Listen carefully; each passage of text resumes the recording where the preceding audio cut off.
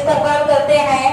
जमात शुरा मजमून माहौल का मुताला सबक नंबर 8 हमारी पानी की जरूरत, इसका मुताला करेंगे। प्यारे तुलबा, सबक नंबर 8 हमारी पानी की जरूरत।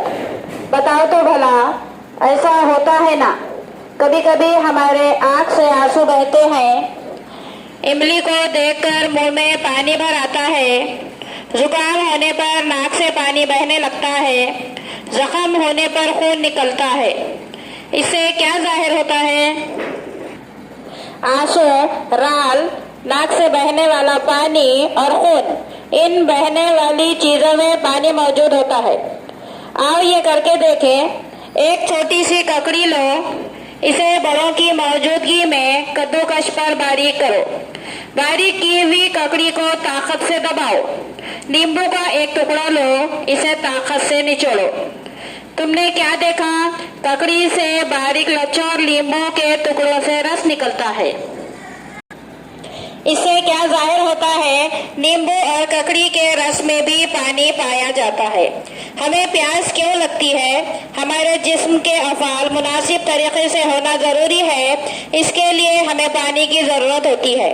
पानी की वजह से खून पतला रहता है। पानी की वजह से ही ग़िज़ा के ठीक तरह हजम होने में मदद मिलती है। बेकार मादे पेशाब के जरिए जिस्म से बाहर खारिज हो जाते हैं। जिसमें पानी की कमी नहीं होना चाहिए, इसके कम होने पर हमें प्यास लगती है। इंसान की तरह ही दूसरे जानवरों को भी पानी की जरूरत होती है।